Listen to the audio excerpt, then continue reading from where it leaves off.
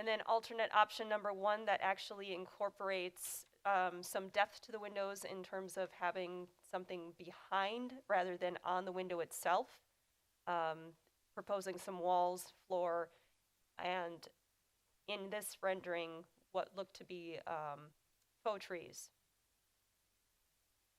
And just a different color palette for that option. There is a suggested motion for consideration on the screen. In the staff report, staff had recommended either option 4 or 3. Mr. Mayor. Thank you very much, Carrie. I will allow the applicant here tonight. Welcome.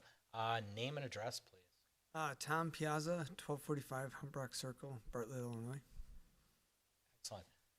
Floor is yours, sir, if you want to speak or wait on questions. We have 4 different options here based off of what we're trying to accomplish here. They go in order from our most preferred to our least preferred. But it's up to you guys, and I would love to hear your guys' questions. Yeah, appreciate it. Stand by. Who wants to start us off? Chauncey, you want to start? Sure. Carrie, I have a question in regards to item number 3 with a maximum of 250 square feet. So the covering for options 3 and 4, is that the maximum or is this over that 250? No, that's still for the same square footage of windows. It's the same bank of windows. Okay, thank you. It. Fred. I don't have any questions right at this time. Okay. Don. No, obviously 3 and 4. I think we've gone over the whole vinyl thing to death. Carrie, do we have to pick one? Because I don't want to micromanage the color background they use. I think it's within the Plan Commission's authority to say 3 or 4 if you really want to. If you want to do that rather than just pick one. I understand that there is a color palette change between the two, and that might be a little bit preferential. So if you want to say 3 or 4 in your motion, that would be what you would put in there. Okay. Yep. I could add to that the differences between 3 and 4, which is a color change, but it's not just a color change. One is number 4 is actually a drywall constructed wall, which makes it tougher for construction ability. Still could be done, which would be option 4. Number 3 is actually for millwork panels that go in front of the wall. That gives a little bit more texture and matches more of our millwork scheme of the studio.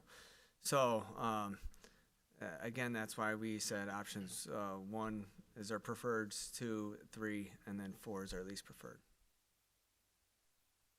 All right. Well, if 3 is your preferred out of 3 and 4, it's just vinyl is a no for me anyway. So 3 for me.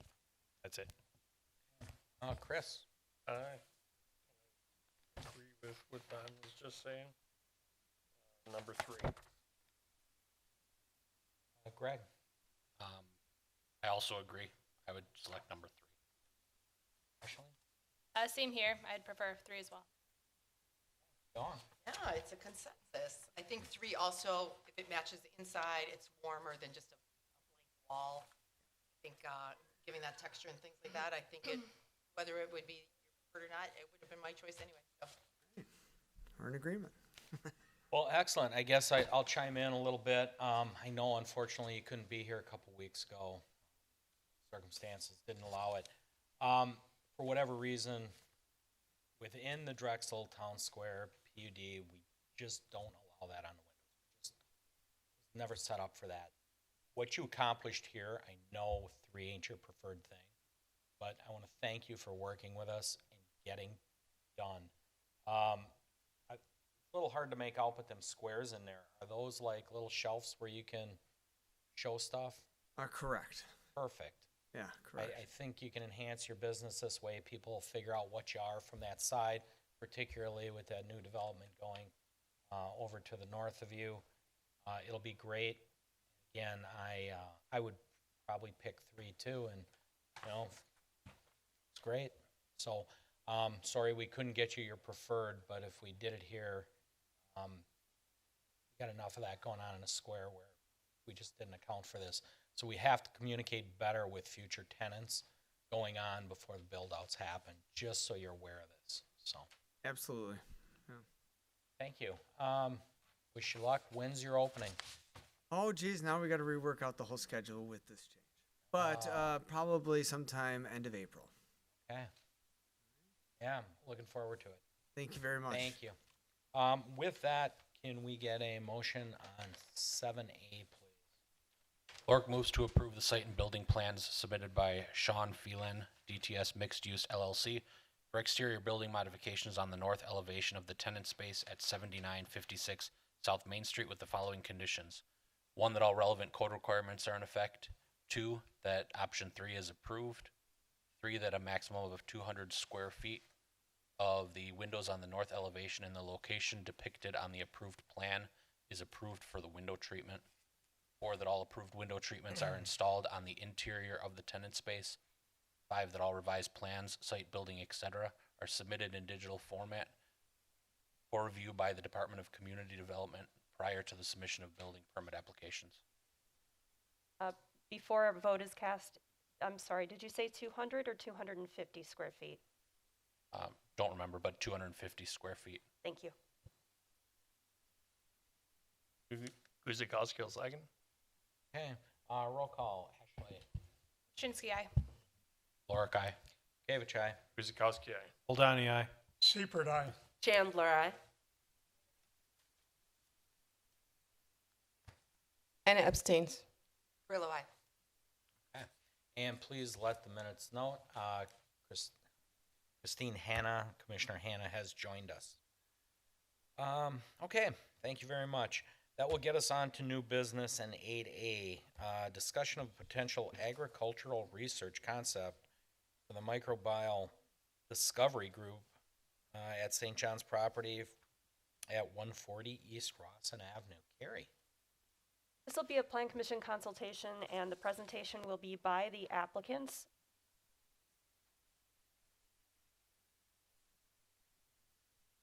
Name and address, please. Hi, Kristen Parks from St. John Properties, 2000 Pewaukee Road, Waukesha, Wisconsin, 53188. Then I also have the tenant as well.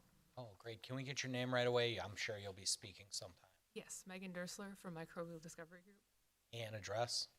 7420 South Howell Avenue.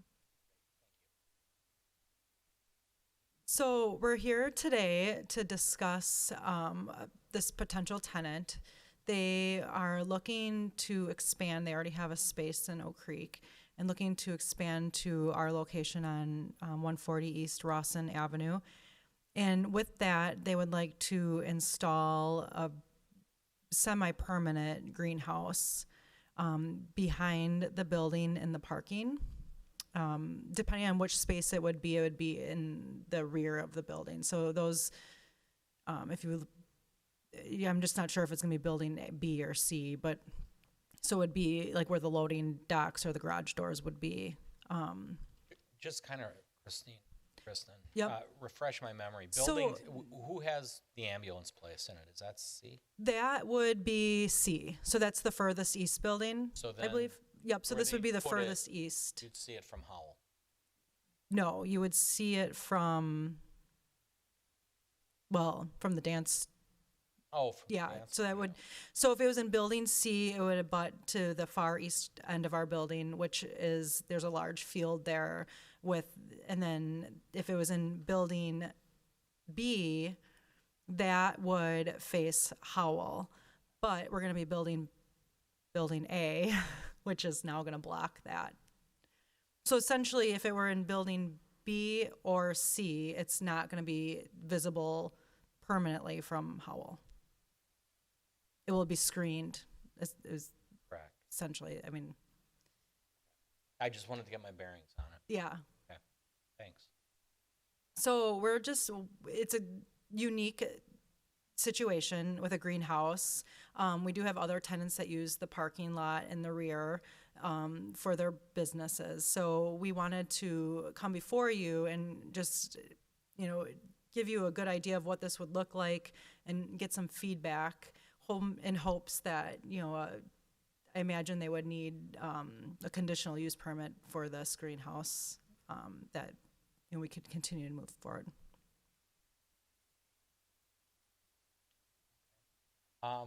Great. Carrie, do you want to chime in? So before we can move forward with this, it would require a text amendment, which is why this is a consultation to see if there's non-binding direction from the Plan Commission as to whether staff should prepare something like that, should we receive a text amendment request, and whether or not this would be something that would go forward with a conditional use permit request. In staff's opinion, this would probably be something that would qualify for a conditional use permit since it is a little bit unique. So that's what we're here before the Plan Commission to determine. One, do we move forward? And two, would it require a conditional use permit with a text amendment? Excellent. Very cool. I'll open it up to the commissioners. I'm sure there's a lot of questions. This is really interesting and cool. Christine? Yes, actually. What is the agriculture research concept? Not sure what is that.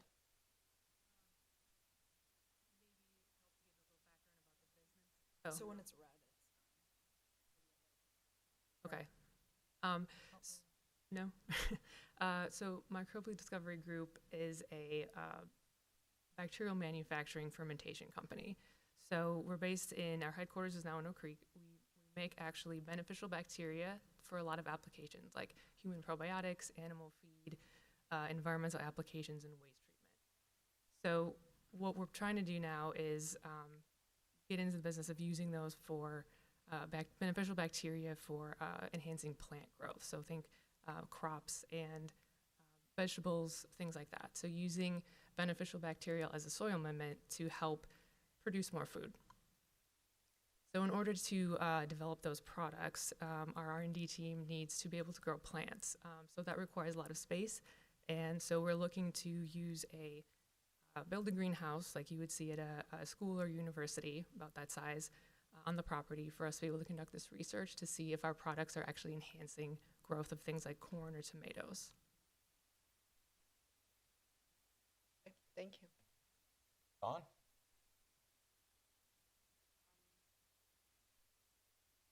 I don't have any questions. Ashley? Just to clarify, so it would be more or less within the parking lot, or it's on like more the north side of the building?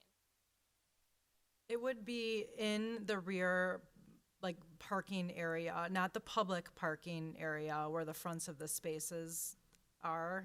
It would be in the rear where we have a screen wall. There's the garage doors or loading docks. Loading docks. Okay. Yep. Okay, thank you. Okay. I don't have any concerns with the type of business. Do you happen to know, I'm just looking at a satellite image, do you happen to know how wide that space is back there? Is it going to fill? So the lease space is 30 feet wide. So their proposal is 26 feet wide by 30 feet deep. 24 by 36. Okay. And would this be the northernmost tenant? Or is there going to have to be some type of lane around this greenhouse to get to the more northern tenants of that building from the backside? It should not interfere with the traffic, and we wouldn't really want it to either. We want to make sure that we don't want to make other tenants, because they're coming in with trucks and maybe unloading or loading, and so it would fit within their parking area in the rear part of their building. Okay. And yeah, I don't have any other concerns. Thank you. Okay, Chris? I am. I'm all for this. It sounds like a very good idea. Okay. Don? Yeah, it sounds like a good idea to me too. Okay. Fred? I think it's a good idea. I have just a question. Does this help speed up the growth of plants? Is this the idea, so that they grow faster and more healthier and so forth? Yeah, essentially grow faster, produce just more yields, bigger tomatoes, that kind of stuff. Better use of nutrients, so you don't have to use as much fertilizer, that kind of stuff. How do you put this on? Do you spray it on? Do you put it in the soil, or? So the product is actually a dry powder, so usually you would mix it in with your irrigation system, and it's just applied into soil that way. Thank you. Rossi? I do have a couple questions. So what does semi-permanent mean? Well, what I mean by that is when they leave, I would assume they're going to take it with them. You know, take it down and take it with them, where it's not going to be a part of our building moving forward. I mean, you know, that's kind of what I would think is if they want to move and they're over their lease, they can take it down and move it again. Okay, But so- it's strong enough to withhold like storms and snow. That's kind of where I think that permanent came to mind, because now it's not like what I would put up in my garden. It's going to be a commercial grade structure. Okay, and then with it being the concept of semi-permanent, so what's the length of time planned for this to be here?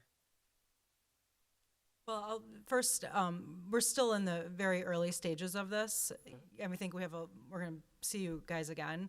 I don't know how long do you think it would take to install? Did they give you an idea? On the mic, please. We were hoping to have move in and install sometime this year in 2023. As far as how long we're there, it's a little bit unknown, several years at least. So, and the reason I'm asking that, I'm just trying to understand this testing cycle. So is a testing cycle 6 months? Is it 2 years? Is it 5 years?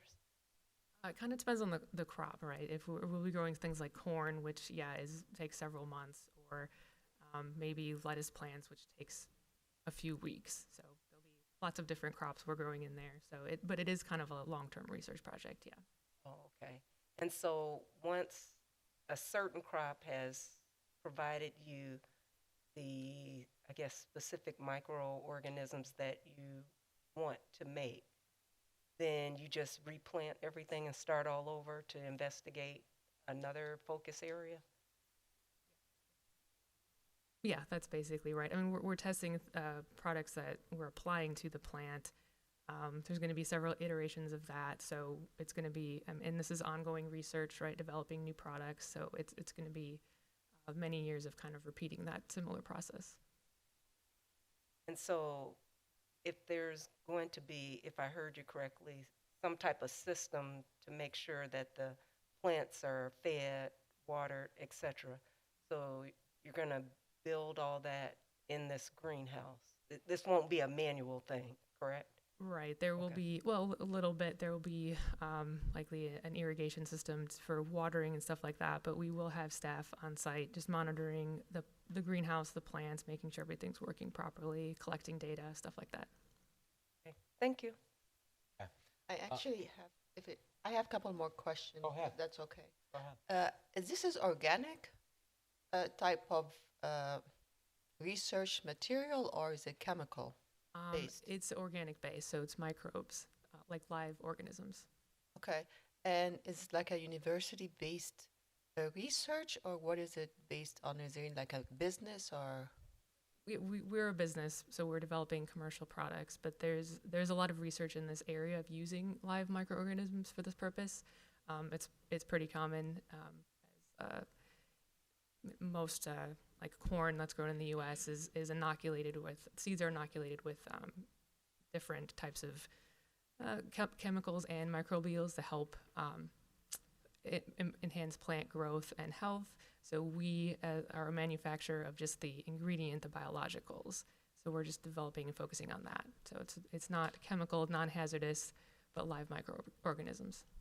So had these microorganisms has been approved to be processed or researched, or are you guys process of just experiment, and once this experiment, then you're gonna have the approval for it to be used, I guess? Yeah, so I think in order to sell these products, states require registration. We're not quite at that point yet, although we do have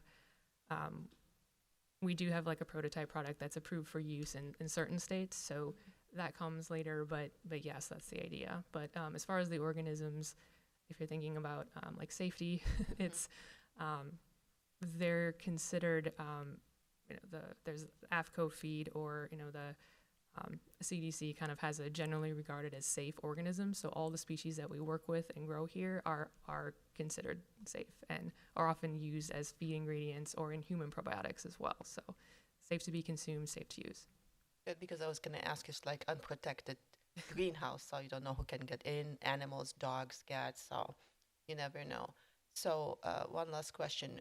Who's funding this research? Your business, or how is it being supported, I guess? Yeah, by the business. Mhm. That's it? There is no other supporting No. business? Okay. All right, thanks. Okay.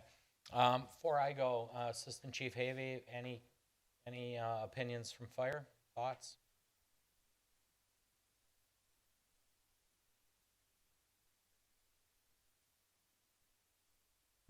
Good evening, Mayor, Commissioners. Mike Havey with Fire. We haven't seen a site plan yet, but once we do get that, then we can analyze what the impact would be for access, but no immediate concerns. Okay, thank you. Guess I'll go. I'm kind of of the mind with the commissioners. I think it's really cool. Cool concept idea. Again, for how long they'll be here depends on the lease. They could be here very long term. It could turn into something bigger and better.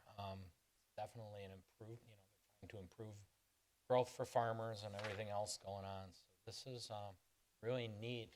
In my opinion, that you should work with staff and we should investigate what to do. Greg brought up a really good point about getting back there. I'm not familiar with it, and that would concern fire with the site plan. Make sure you can get around that building. I guess my one question is: are there going to be like glow lights going on 24 hours? Because we may have to figure out. We do have some neighbors to the south. Could be a concern. That is a good question. I don't believe so. I mean, with an in-greenhouse, we probably won't have any lights in there. There would be some heating systems, but usually just the natural light cycle is all that's needed to grow plants in a greenhouse, yeah. Okay, because I know some greenhouses go with that. Fish farms do that as well. At night, it glows like a spaceship.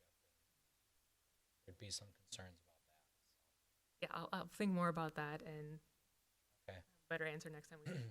But we are at a discussion point. So, Carrie, looks like you want to discuss something. So just a couple of things to keep in mind. One, this property is going to be B4, so we would have to think about what would be the limitations so that when we do have something that's more of a robust R&D type situation, that we're putting them in the correct zoning districts, which would be LM1 or M1. So those would be things to consider for part of the text amendment. And then conditional use permit likely would be a requirement. And because this is going to be altering the site with the addition of a quote-unquote building, this would also require site and building plan review before the Plan Commission. So it's a multi-step process. Just want to make everybody aware that those would be the likely steps. So it is a little bit of a process before we could go forward with building permits. Just to be clear, I don't want to engineer this on the spot, but because it's we say temporary installation, we wouldn't do full footings, anything like that, more or less. It's whatever is proposed, but whether or not it's temporary is kind of in the eye of the beholder. It would still require Plan Commission approval because it is going to be something that is installed for longer than what staff can approve on a temporary basis. Semi-permanent. I know we have our usual plant sale people will be in here later on. It's a far different structure than what they're using temporarily. That's correct, but anything that's beyond a year is not temporary in the city's eyes in terms of permitting, and anything that's going to be up for more than about 30 days is the Plan Commission's purview because that's all we can approve at administrative level. So commissioners, part of the discussion was really to let Carrie know our opinions and direction if they should continue to explore this for conditional use. So I'll let you guys all weigh in on it since I already have. Greg, So Carrie, anybody? I'd say move forward. I see no reason not to. So I just had a quick question, just for clarity. So this type of use is acceptable in a light manufacturing? R&D is typically what we call it, and that would be allow it in an LM1. Okay. but it's a B4, so that's why we would need the. Correct. Okay. Right, so R&D, the way that the code is written for R&D would be in a situation where the basis of the business is actual research and development, be that agricultural, be that pharmaceutical, be that, you know, technological. That was what the LM1 district was intended to kind of facilitate, and, you know, for incubator spaces or for accelerator spaces, those kinds of like in between. Certainly it would be something that if it was purely agricultural, it would be allowed in an agricultural district with probably some parameters on there as well. And then similarly for manufacturing, it's a little bit of a unique situation because it's a small scale operation. It's R&D for a very specific purpose, so that's why when we move forward with a text amendment, it will be considered conditional use, because it would be something that, if it grows or it gets larger or something like that, that would be something that we would want to make sure is in the correct zoning district. Okay, thank you. Any other opinions? I think it's a good idea. Greg? I'm okay with it to move forward.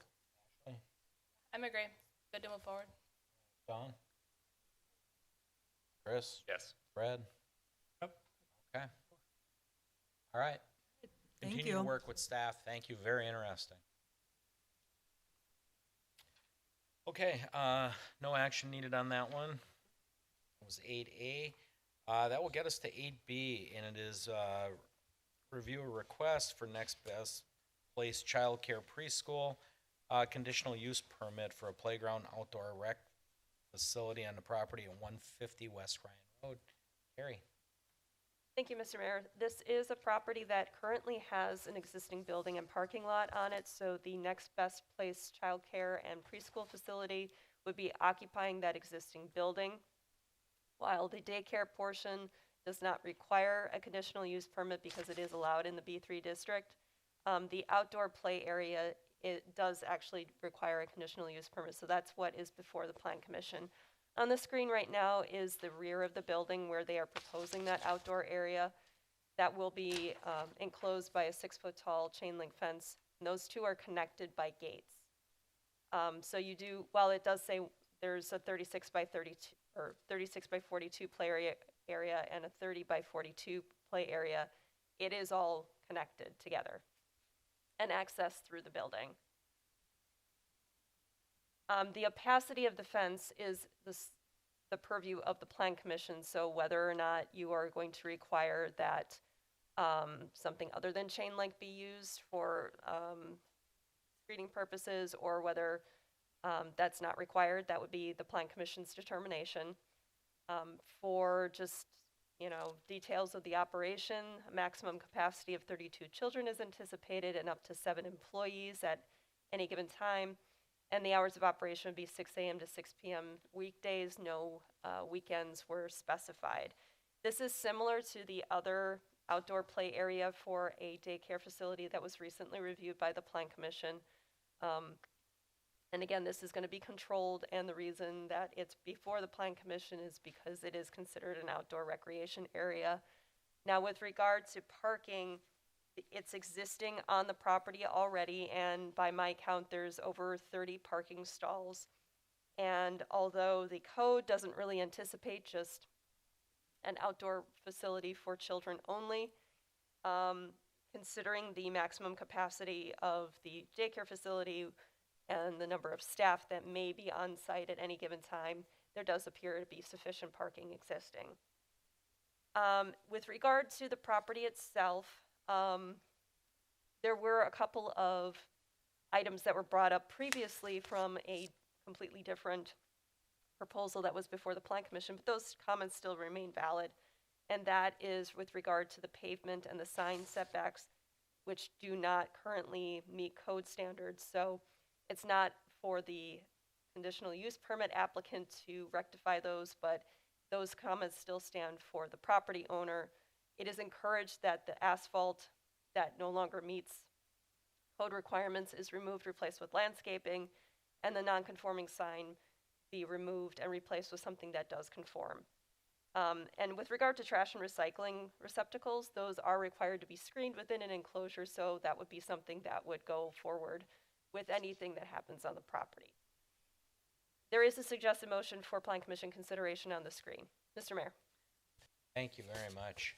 Ma'am, I'll let you address the council commission before we start.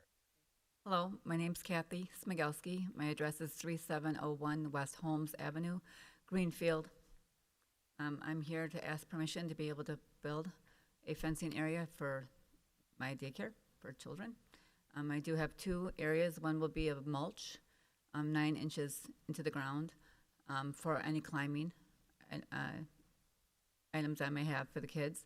And then also just through a gate, I would be able to go over into the asphalt area for the kids to be able to ride little cars or little scooters and play ball and jump rope and all. Be able to run around more. Okay. Good. Stand by for questions. Yes, we'll start up. Joy, you want to go? Chauncey, you want to start us out again? Surely. No questions for me. Thank you. Fred. Yeah, I just have a question about enclosing the playground area and the green space with the mulch. Is that all going to be fenced in? Yes. So it'll be a 6-foot fence in that whole area? Yes. Thank you. Don? No questions. Chris? No questions. Greg? Just a question for Carrie, because I don't really remember, but what's the code standing on chain link fence? I know we had lengthy discussion.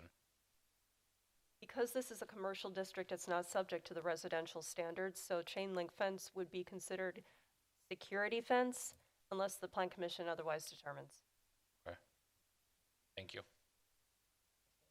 No questions, thank you. Just one question. Is there only one access to both areas From the building, from the building? there's one door, and then I will have an exit. Oh, I see the door. Okay, Yeah. So that comes out of the building. Yeah. Okay. Yes. And then that's the only one access. Is To on the back to the doors. from the building, but then I will have an exit to the parking lot for like at the end of the day, if the parents are coming to pick up the kids and we're outside, I'll have a gate that they can come through to pick up their child. But we always have a padlock on it that a teacher would be standing there at the time for pickup. Okay, thank you. Christine? Yeah, is there any concern from the kids climbing that fence? No, I've been in childcare for many years, and no, we have rules, and they need to follow those rules. And there's always a supervised.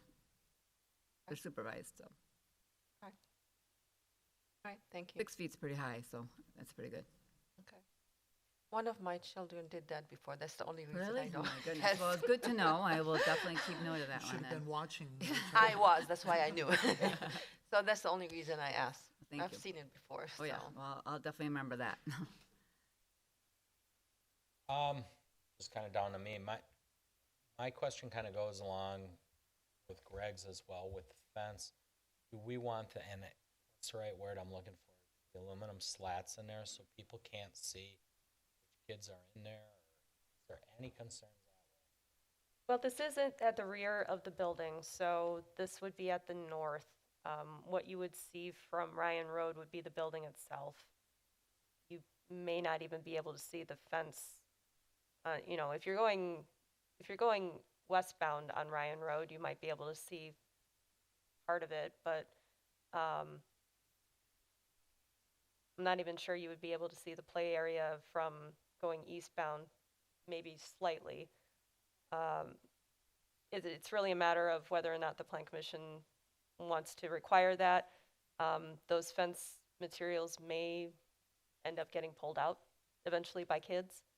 My only recommendation, if it's at all possible, might be to require vinyl coated chain link, just so, I've seen it where sometimes the chain link will not separate, but you can get your fingers pinched in there, so. One other question. Where is the trash enclosure and that road west of the play area on asphalt. Will there be any trucks going by there, traffic?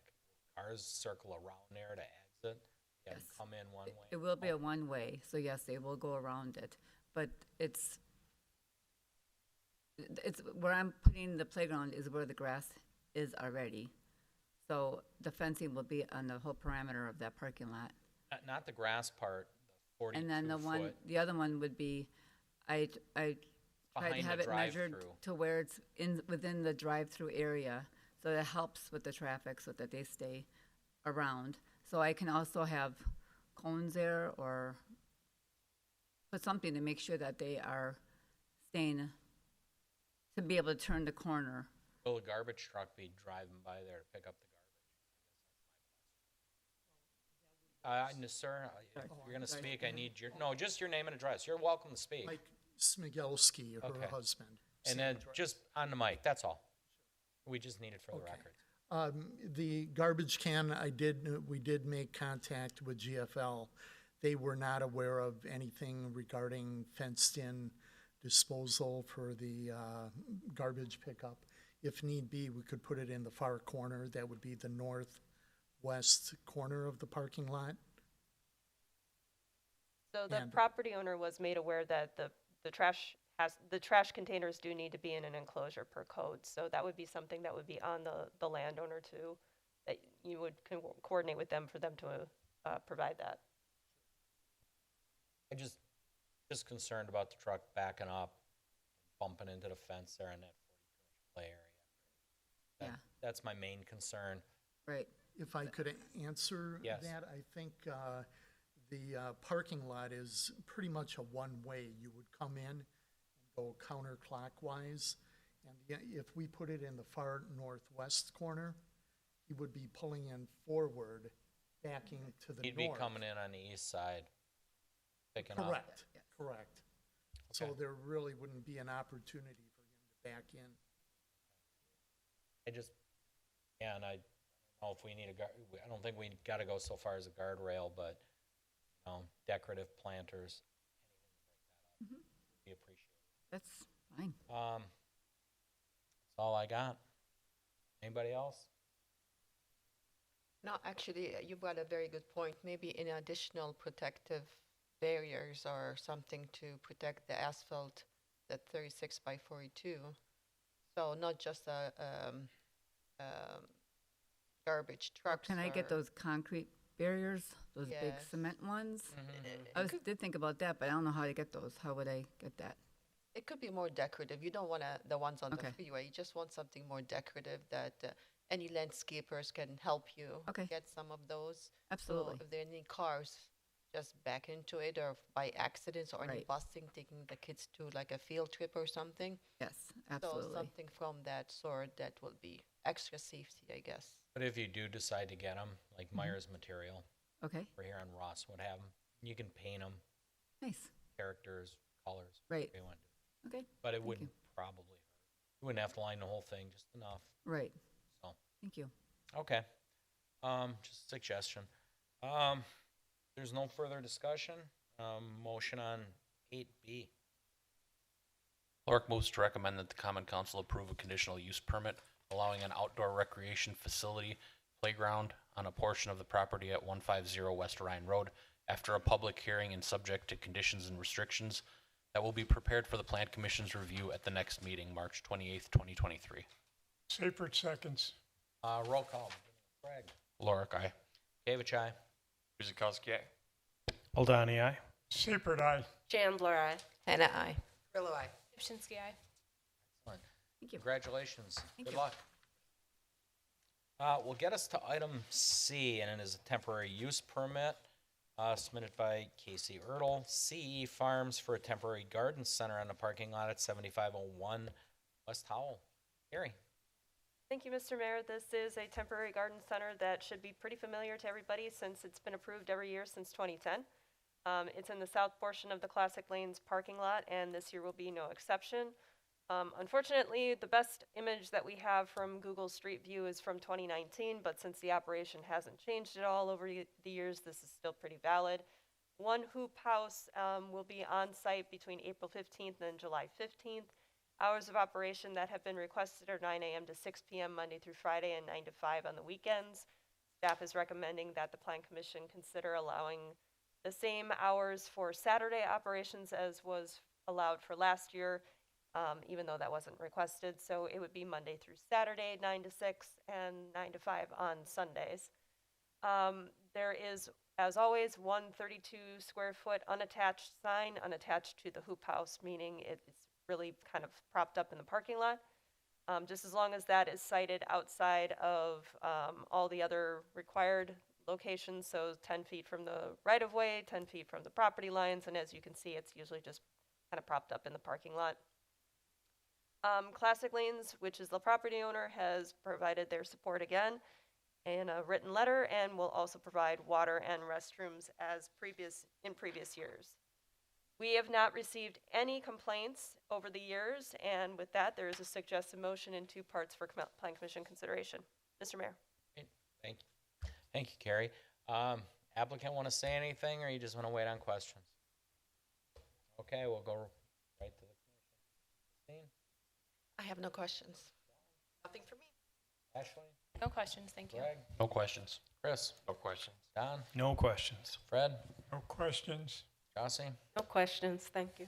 No questions for me, just a comment. That's plant place. So, looking forward to spring and getting some flowers in, so. No further discussion. Motion, please. Holdani moves that the Plan Commission approves the temporary use permit request submitted by Cassie Ertl, CE Farms, for the operation of a garden center in the parking lot on the property of 7501 South Howell Avenue with the following conditions. 1, that all relevant code requirements remain in effect. 2, that all garden center activities shall be located within a portion of the parking lot as per the proposed map.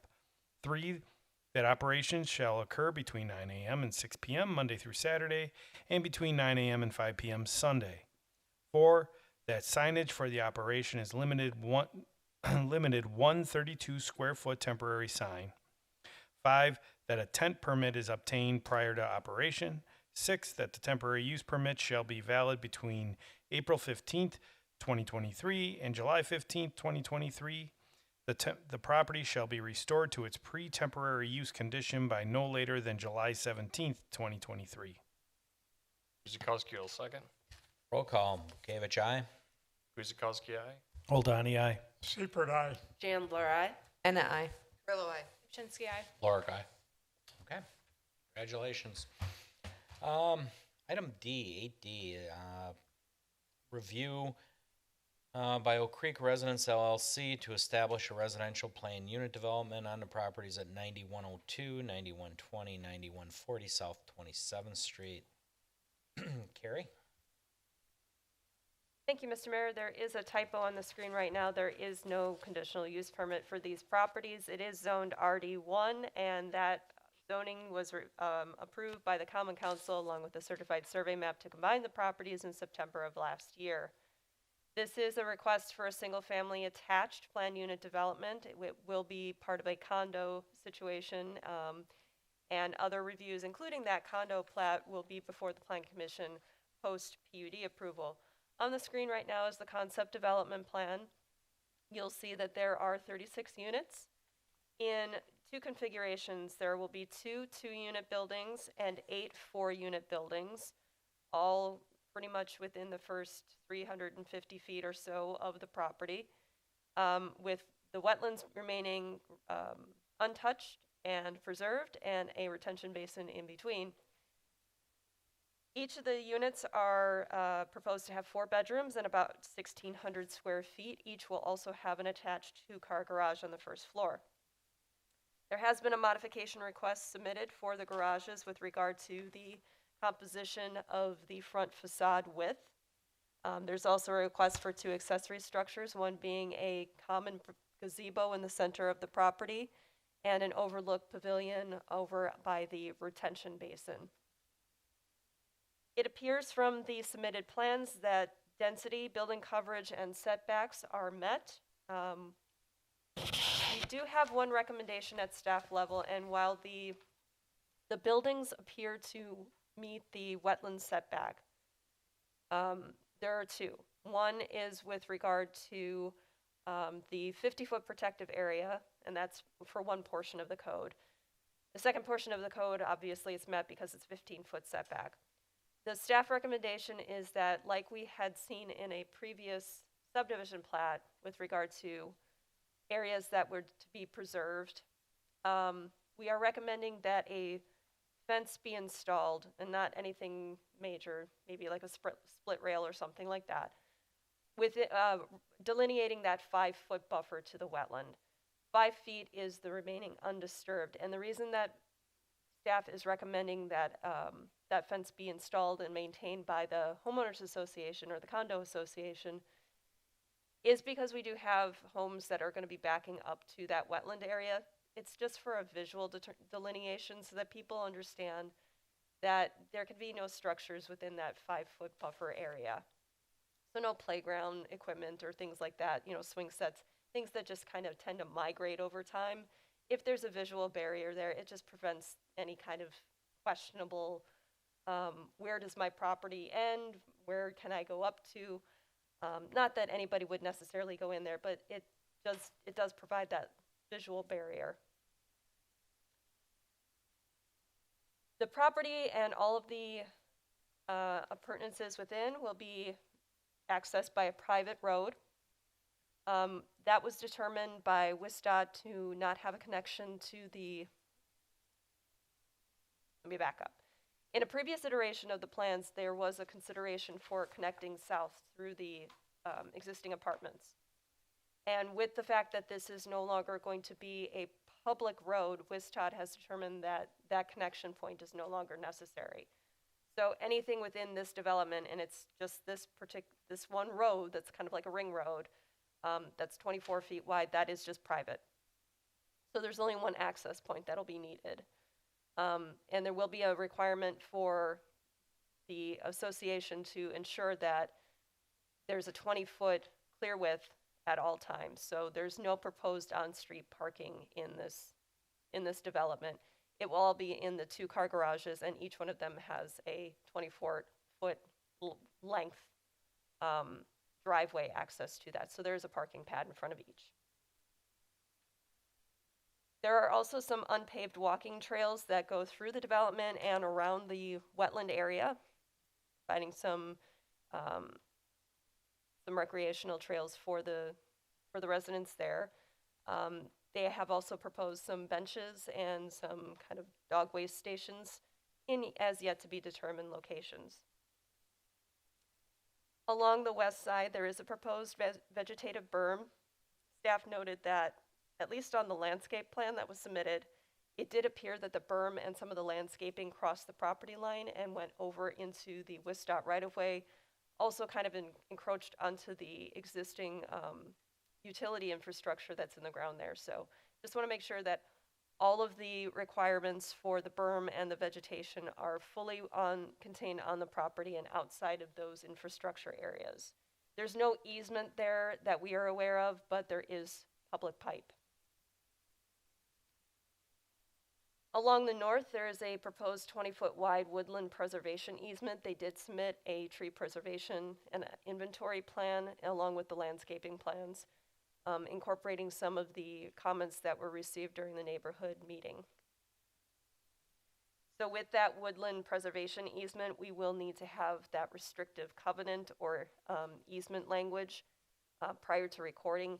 Either that will be part of the condo plat or it will be part of the site and building plan review following PUD approval.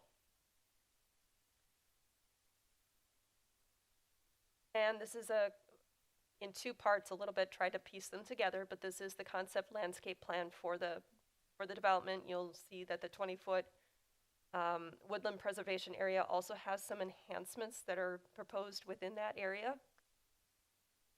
And within the wetlands themselves, those are kind of not like no-touch areas. So whatever vegetation, whatever trees are there now, those will remain. And these are the concept landscape plans for some of the units. On the screen in the next series of slides will be the concept elevations. These are for 2-unit and 4-unit configurations, but there are 3 different styles or models, if you will.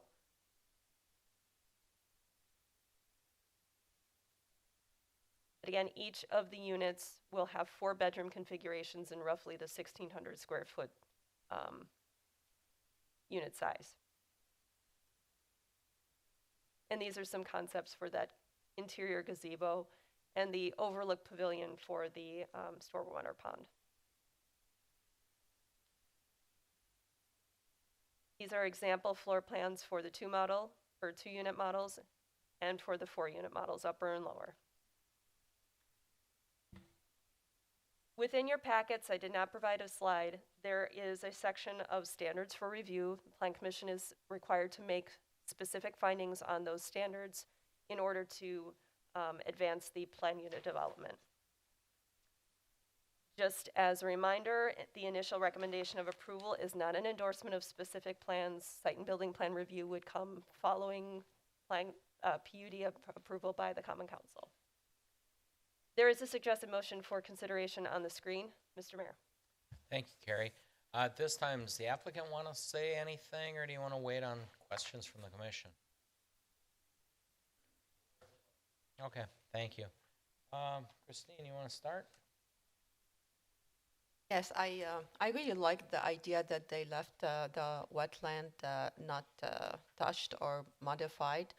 I support the staff idea of separating between the wetland and the condominium, maybe like a decorative fencing or something. So that will be a preferred alternative, I'm guessing.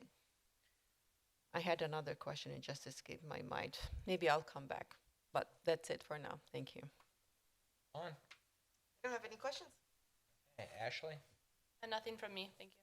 Greg? I have no questions, but I agree. I would support some type of simple fencing to separate that area. Chris? I agree as well. I would support the some type of simple fencing. Don? No questions. Fred? I just have one question about parking. It seems that it could be a problem during holidays and so forth, people visiting, and where do these people go? I don't think you can fill a garage and then complete, allow a number of people to come and visit, and where do they go? Yeah, Jason Christensen, Nielsen, Madsen and Barber, civil engineers for the applicant here, 1458 Horizon Boulevard, Racine. So there's a 2-car garage. We understand that's not always going to be enough. There is room for 2 additional spaces in front of each unit. Now, there may be times where you do have more people that may want to park there. Hopefully your neighbors will be friendly enough to accommodate you there. But each unit will have 4 parking spaces. The only comment I have also is that a garage ends up being a storage space for the majority of people because there's no basement. So take a look. You can drive around, and a majority of garages are pretty packed. So they limit parking in the garages. Yeah, I mean, that's Yeah, understood. that's kind of a personal choice. I mean, a garage is meant to house a vehicle, but I don't disagree with you. People do it. We have other condos as well. I think they allow some parking on the road there, but for the most part, it's private development, so they'd have to self-police it if they do park there. And I would just like to clarify that these units do have basements. They're unfinished, but they do have basements. Oh, thank you for the So the storage, hopefully that's not a concern. Didn't know that. Thank you. Is that it, Fred? That's it. Chauncey? Okay, I do have a couple questions in regards to a potential fence in this buffer area. I just wanted to get your feedback on that. Yeah, we have no concerns with providing that. Something, I mean, I think a wood split rail fence would look pretty nice down there. It gives you that visual barrier away from the wetlands, but really doesn't take away from the feel of the wetlands either. Okay, and then a question for, I believe it's the applicant, but Carrie, I may need your assistance. In our information that we were given, there was a request for a maximum facade as it's related to the garages. Can you provide a little more information? The modification request that was submitted was for the overall width of the front facade that the garages are proposed to comprise. Within the code, there are specific limitations with regard to garages set in front, in line, or behind. In these configurations, they would exceed what would be allowed by code, and therefore that's what the modification request is asking the Plan Commission for a little bit of leniency with regard to some other items that they're incorporating into the overall plans to kind of supplement those code requirements elsewhere. So is the request for the applicant to meet the garage requirements?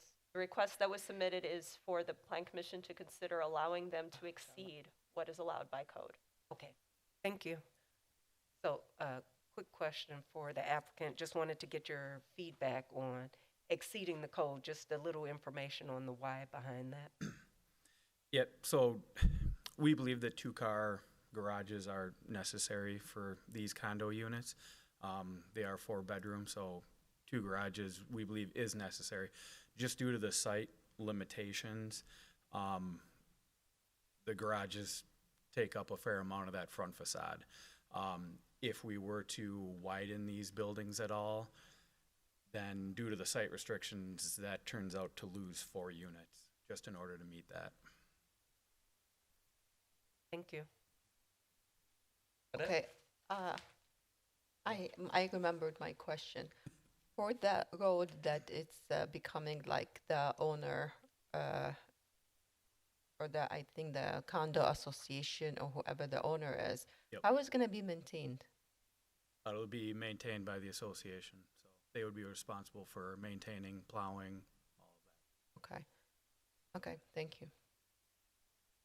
That's it. Okay, before I go, anything from Fire, Mike? Is there anything you guys, concerns? Anything you're seeing we're missing?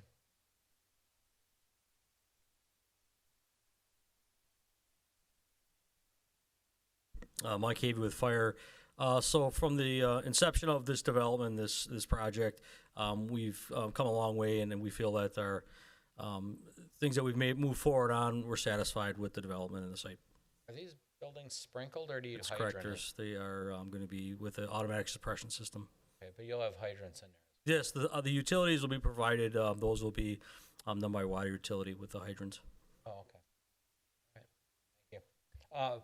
No concern, not like you got a big choice, but one entrance in?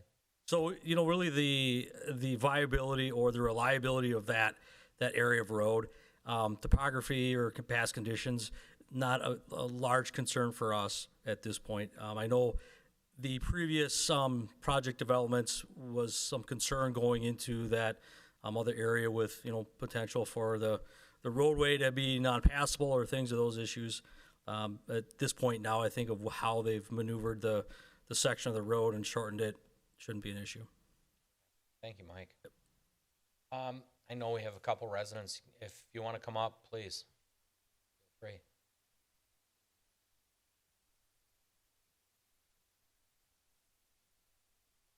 Name and address, sir. Good evening, Mayor and Council. I'm Marvin Hunt, 2537 West Hilltop Lane. I just had a question on where that buffer zone is there. I think at one time it started out that it was 25 or 30 feet away from our existing south property line, or am I mistaken on that? Well, right now I'm seeing a 20-foot wide preservation easement, and then there's, I think it's 20, and then it goes to 32 to the road. What I'm seeing, or 30 feet. Am I correct with that, Carrie? Okay, There's so another- that's taking in the 10-foot easement from our property line to the existing property and so forth, right? Yeah, she's drawn it out there. Okay. And I know they said they went through there, and there's trees that they're keeping. There's, They're doing a tree preservation plan. It's part of our new code, so they go through. If the tree's dead or dying, or it's like some kind of ash Right. tree that needs to go, it'll go. The rest will stay, and then they're enhancing it to carry some trees shown there. So it'll be a little dense. There it is. well, I'd like to talk to that gentleman when he comes around there and just show him a few things that I've learned through the Keep work. your eye. You know, That's up to the applicant to hire the person, but we've done this just once before, just recently. They identify the species of tree, Right. and if it's dying, dead, or whatever. gotcha. Yeah, I would appreciate it. Okay, Certified arborist does that. yeah, I assume that would be, okay, thank you. Oh, yeah, sure. Yeah, clear it up. Yeah, so the 20-foot tree preservation area, there are some dead trees in there and some invasive ones that we really don't, no one wants to keep in there. But we have supplemented that with new plantings in that area, but also towards the end of the project, you know, if there's some bare spots or some areas that don't really fill in that well, we're certainly willing to plant a few additional trees in those areas. Kind of hard to tell on the plan exactly how it looks and where you can kind of see through. So that's something that we're certainly willing to do towards the end of the project, is kind of shoehorn some in where it would fit nice. Okay, great. Mark, do you have something?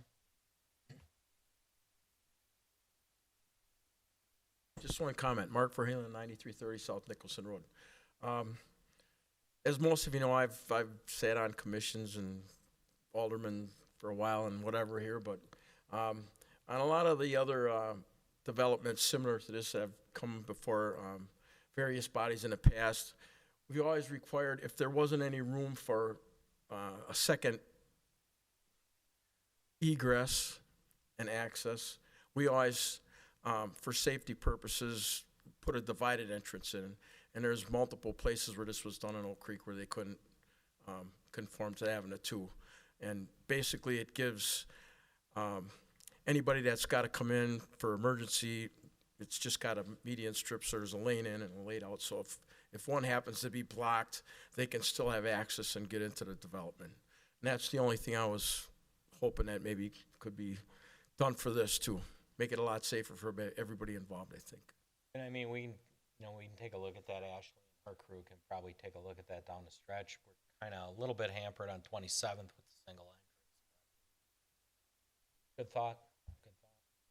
So, Yep, correct. Like we would have to work with the state on that as well. Just they've got restrictions on entrance widths and whatnot, and this is probably considered more of a driveway because it is private.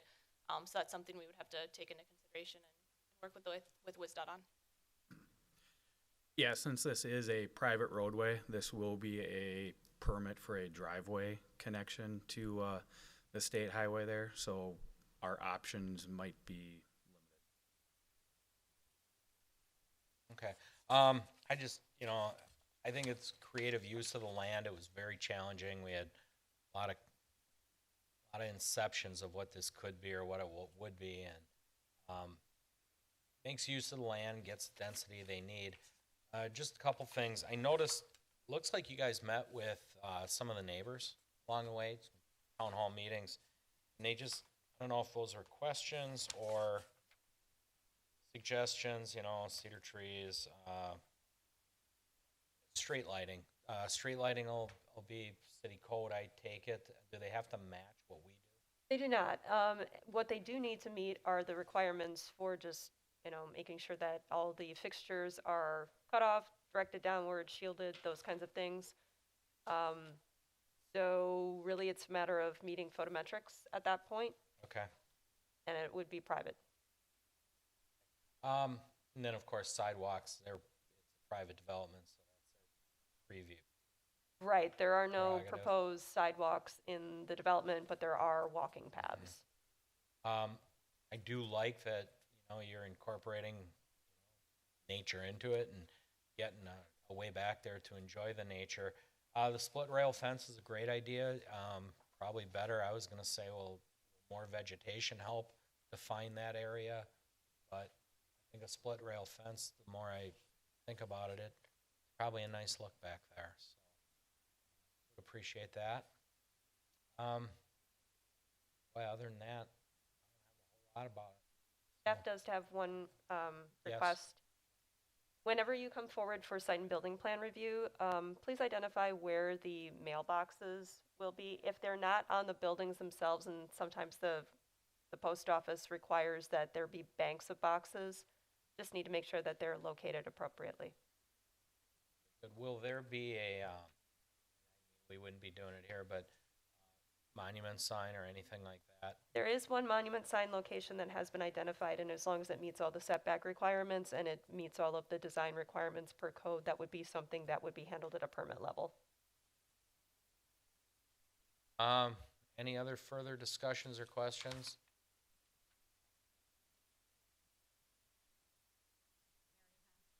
Five three seven West Hilltop Lane. When we met with them, the residents, we'd asked about paving that path instead of wood chips. And then we suggested the doggy place for, people walk their animals. There's some place to dump their trash instead of out on the street. Put little waste paper baskets for the dogs. And that the lighting just be low. And we'd like cedars behind our house so we don't have to look at the buildings. Do realize that's not open to the public, though. That's really for the residents here. That walking path. No, he said it's open to the public. Oh, it is. Oh, that's kind of them. It's behind. It's not. It is, it isn't? Told us it was open to all of us. I wouldn't imagine it would be because the association's paying for it. Now, I mean, if they want to do that, that's up to the homeowners. Apologies, but all comments need to be on the microphone for minutes, please.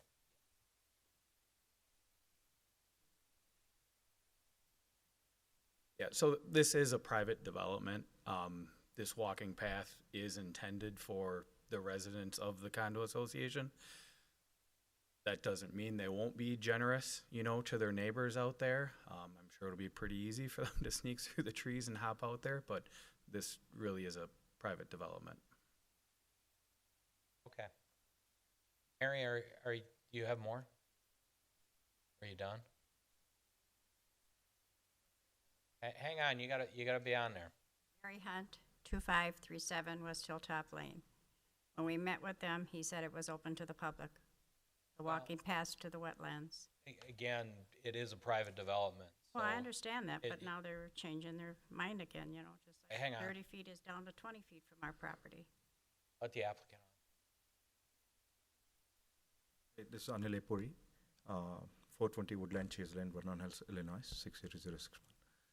We told them that it's an HOA based. If the tenants and if the most of the residents, if we occupy and we rent it out, then it will be our call. But if it is tenant means homeowners occupied property, then we can't control each and every individual, right? So that's what we were telling them in the public meeting when we had met them. Okay. Means if it is controlled by us, we will let, of a generosity, we can let everyone come in and have the dogging park. But if the homeowners association is being controlled, that private property, they have to take care of that. Understood. Okay, thank you. Thank you. Any further comment? Okay, seeing none, motion AD.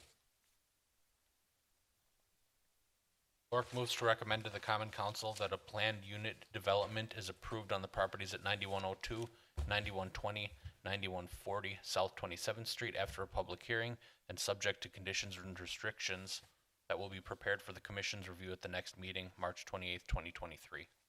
Seifert seconds. Roll call, beginning with Chris. Kuzikowski, aye. Oldani, aye. Seifert, aye. Chandler, aye. Anna, aye. Grillo, aye. Shinsky, aye. Lork, aye. David Chai. Okay.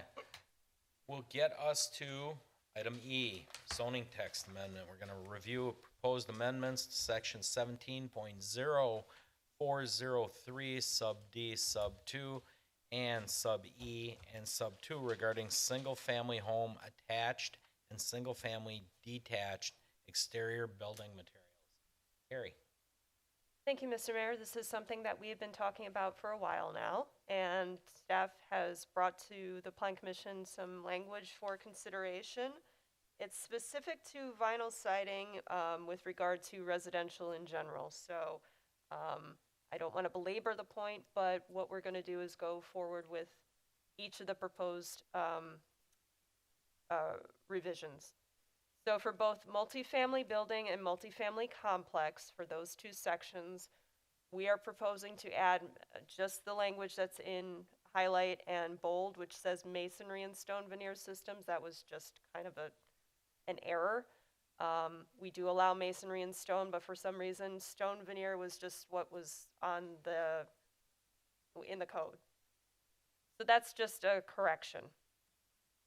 There are no changes to the multifamily residential dwelling exterior building materials. And that was per the direction that we received from the Plan Commission, that we did not want to allow for vinyl to be used on multifamily residential buildings. So next we're moving along to single family attached. So your townhomes, your side-by-sides, your duplexes. And the proposed language, again, is to identify that masonry and stone veneer systems are allowed on the ground floor, need to have a minimum thickness of 3 inches, so that's just a correction. But then we are also recommending that this section include vinyl siding. So as proposed, the section would state, exterior building materials utilized on upper floors may include all materials permitted on the ground floor, as well as vinyl siding, EIFS stone veneer systems, or precast panels with inlaid or stamped brick texture. Vinyl siding shall be, at minimum, a standard residential grade thickness of 0.44 millimeters, and all other materials utilized on upper floors shall have a minimum thickness of 1 inch and shall be structurally integrated into the facade of the building. Any questions with what's being proposed? Mark, you want to comment? I know you waited a long time for this one. No comments on the vinyl siding part of it. I think it's pretty much covered with what Carrie's put forward, but I'm still wondering if it includes steel and aluminum siding as well, because that's not mentioned in the code. No, steel and vinyl, or steel and aluminum.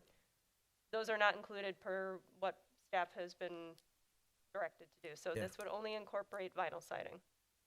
And the reason I'm asking is, I don't know if it was just the oversight and it wasn't put in the language, but I'd appreciate if it would be put in. And my previous home that I had built in one of our subdivisions here, I put vinyl coated steel on that house, and it was one of the most expensive siding projects that ABC Supply had seen in a long time, because it's something that a lot of people don't look into, and it's got the wood grain effect on it, and it's really a sturdy, expensive, but it's a sturdy and pleasing to the eye type of exterior for homes. So I'd kind of appreciate if aluminum and steel would be included on it. It's not the old type of aluminum siding and steel siding where they have just the flat panels, but there's a lot of homes in Oak Creek right now that have that type of siding, and it's not included in the code.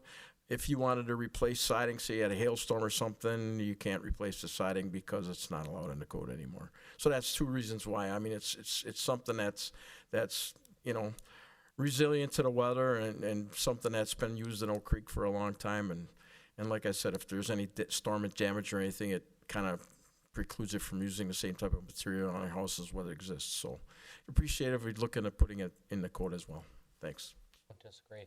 Carrie, is that something we should be looking at? Because, I mean, that was our premise for the vinyl. That was not something that staff had been directed to look at, so it's not included in this. I kind of thought it was. No. No, that was not something that we had included previously or was part of the discussion previously, so. I'd say most of the homes are probably aluminum in this area. We should look at that. Well, I'm not prepared to speak on that tonight. Obviously. Yeah, it is. I thought aluminum and steel were allowed. Look at it. Same thing. The last house that we built or owned before this, 10 years ago, we put steel siding on that house. Creek. Could not replace that currently. Right.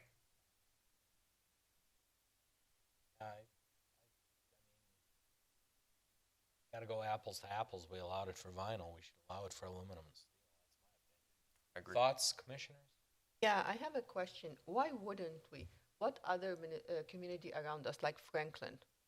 I can't speak to what is in the surrounding areas because, again, I was not. The discussion was with regard to vinyl. That's what staff prepared information on, so we didn't look into any other materials. I'm recommending to do some investigation. Well, what we can do is, I'm looking at what was allowed under the previous code, and under the previous code in A1, ER, RS1, RS2, 3, and 4, wood clapboard, wood shake, vinyl, steel, or aluminum beveled siding, brick, stone, or other masonry veneer materials. But no aluminum. Vinyl, steel, and aluminum. Oh, that was in the previous it code. was. What was not allowed in the previous code was EFIS. What was not allowed was fiber cement or I mean, it does say wood product, but it doesn't say, actually it doesn't say wood product, it just says wood or wood clapboard. From where I'm coming from, somebody made this point when we discussed the vinyl. If you had vinyl, replace with vinyl, or as Mark said, storm damage, you want to go back to aluminum. So I'd look at it. Mark? Just one comment. I think what was in the old code covers pretty much of anything, and the reason that some of the products aren't mentioned is probably they weren't on the market when that code was. No, you're right. Fiber cement wasn't when that there. code was adopted 30 years ago, the products weren't as wide-ranging as they are now. So. No, you're correct. LP Smart Siding, all that stuff. Yeah. Yep.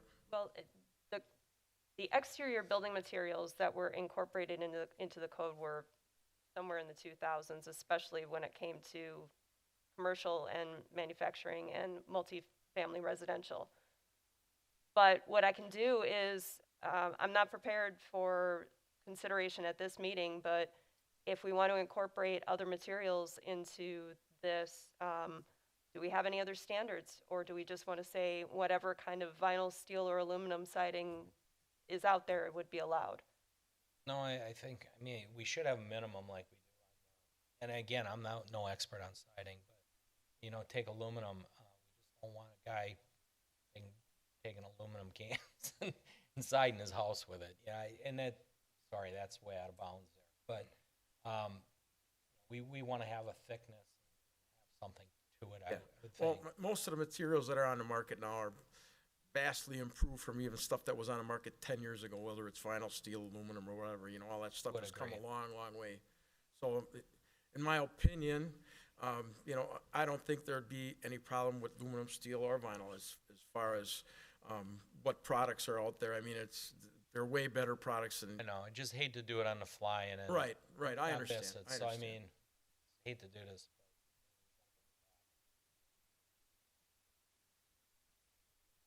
Or I will rely on your personal professional judgment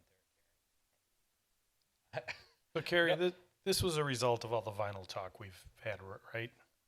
So, I mean, if we're going to be opening it up to all of the materials that could possibly be on a residential building in order to, give you the most comprehensive update, I would really appreciate if there are any other materials in here that you would like to consider or exclude so that we're not.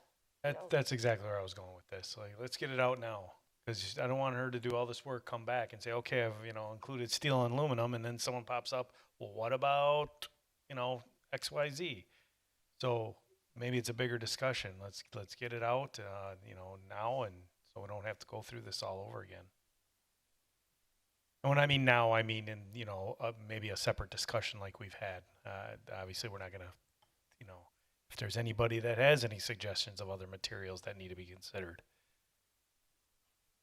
Honestly, I'm not a siding expert, so I cannot say what materials out there. So I don't know. Well, nor am I. So, I mean, whatever I'm going to provide to you is going to be whatever I find on the internet, to be perfectly honest. I think we should look. I mean, the common ones are obviously the aluminum, the steel. Well, I understand this is a different question, so if the vinyl question could be answered tonight, it'd be fine, and then bring back the other materials like was suggested at a later meeting and cover all the rest of it. Gives Carrie a chance to do a little research and. You want to go that route, Carrie, and take care of the vinyl now? I mean, it's totally up to the Plan Commission and up to the Common Council. I mean, we can come back with as many times as need be for making modifications to the code, rather not do that, but. What's the cleanest way to do our code in your experience? To do it and be comprehensive and list everything, or to do all these one-offs?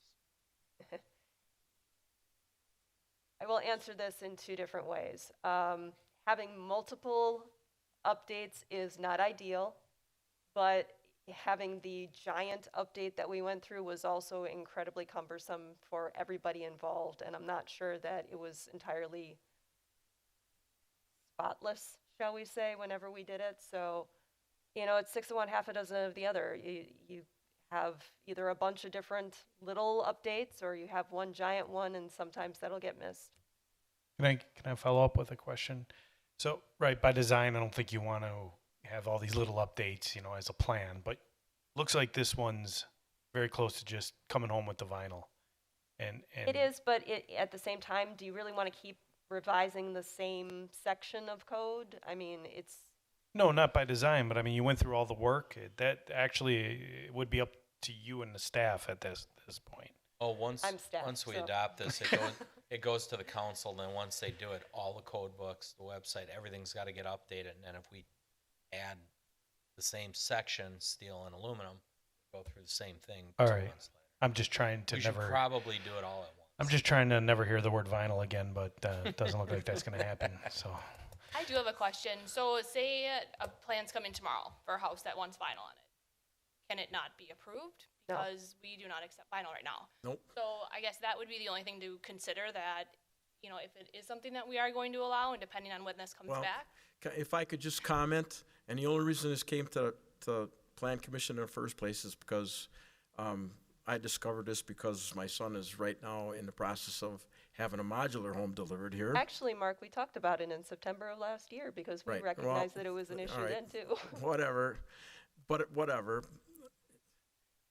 It was brought to light when my son was going to bring a house here, all right?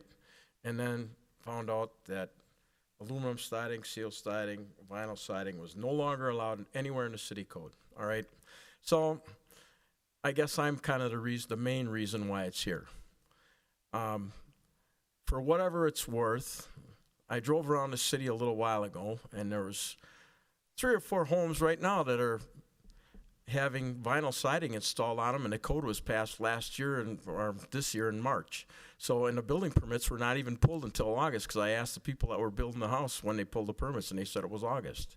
So, there's probably 3 or 4 houses right here, right now, that if you'd want to be sticking right to the word of the code, you could go there and tell them, put a stop work on it, and have them take the siding back off the houses, because they're being built in violation of the code. Gary? Do you happen to know a location? The locations of the homes? Mm-hmm. Yeah, Midwest Homes is doing a bunch of them down on Hall Avenue, and Carrick's got a couple of them going in right across from my house right now. And I looked at the development agreement for Carrick, and there's nothing in there that says anything about referencing any building materials or sidings in the development agreement. So, you know, I don't want to press the issue here, but you know, it's something that's being overlooked for whatever reason, and there's stuff going on right now in Oak Creek that's in violation of the code, because the code was passed March 22nd, and some of the building permits for these places weren't pulled until August. So, you know, it's something that should be looked into. It's not that the building materials that are being used are shoddy and they don't stand up to the weather, because there's probably 95% of the homes in Oak Creek right now have siding on them, whether it's aluminum, vinyl, or steel. at some point in time, you know, something was overlooked here when the code was redone, and it's got to be relooked at and fixed. So that's the only reason it's before you guys, because it's something that's got to be looked at and straightened out. That's what we're doing now, so. Quick question, Carrie, or I guess I should ask everyone, is there a way that we can incorporate pre-existing materials and then that would cover No. everything? I mean, in some, one that makes it a little bit messier actually to try and, craft code that says if you had a home built prior to March 2022, you can, replace the siding. It's just cleaner. It's more equitable if we just have allowed materials. Thank you. I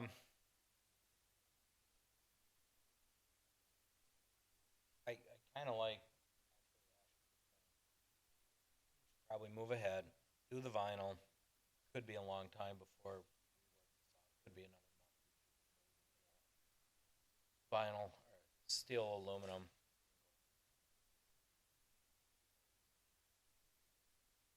It's here. I hate to have to bring it back in the same section.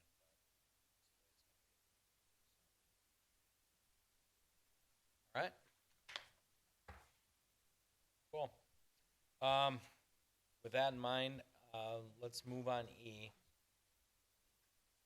Clark moves to recommend. I mean, we did still have the single-family residential detached, but I'm not able to connect for some reason.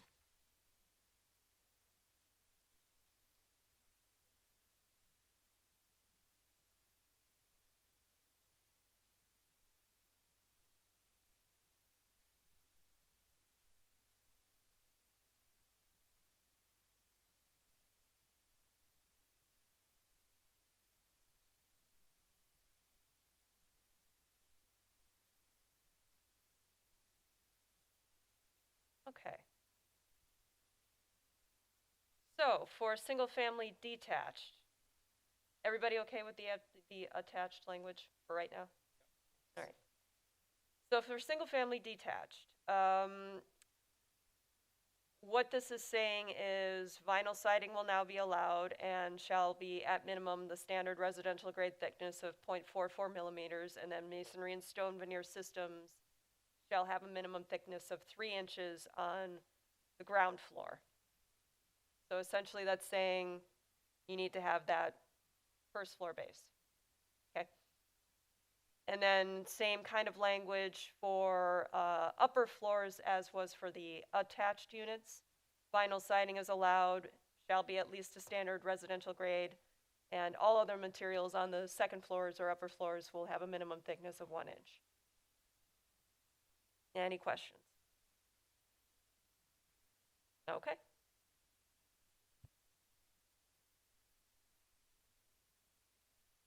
Got now, Mark. Just another FYI, because I did a little bit of looking around before I got involved in this, but the 44 millimeter grade vinyl siding is the thickest residential siding that you can purchase, so it's the highest end. I think they go 38, 42, and 44. 44 is the highest grade stuff you can get. Yeah, and I think we discussed that last time. Thank you.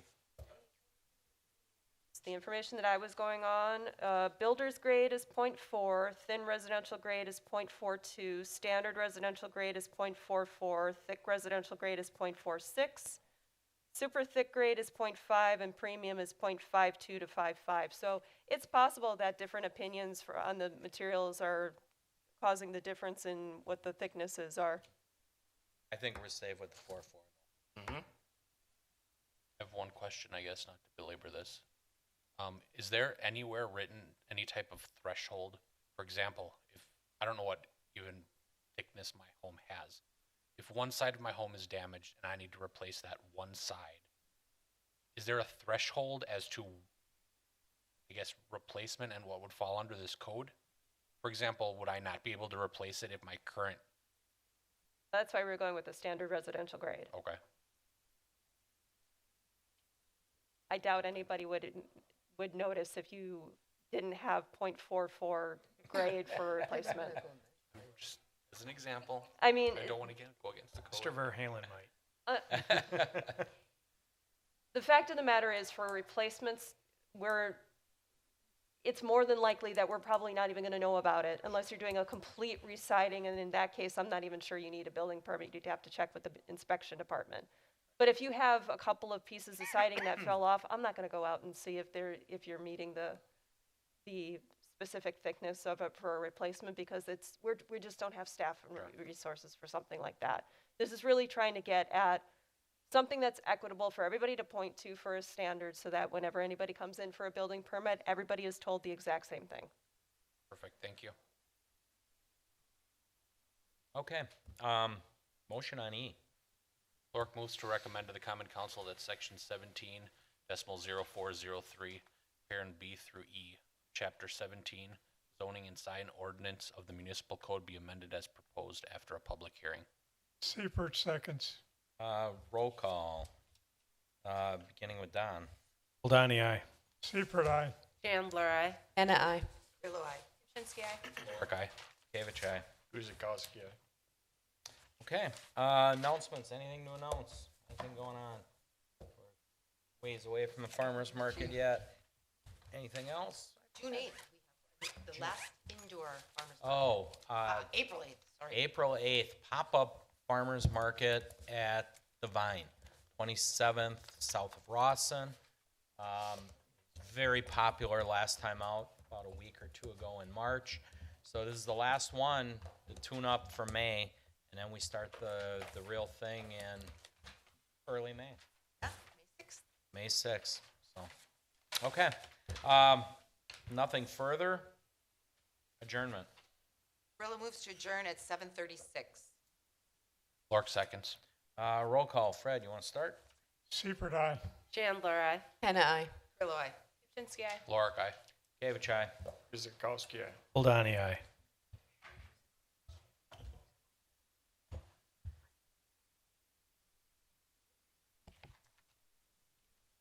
Good night, everybody.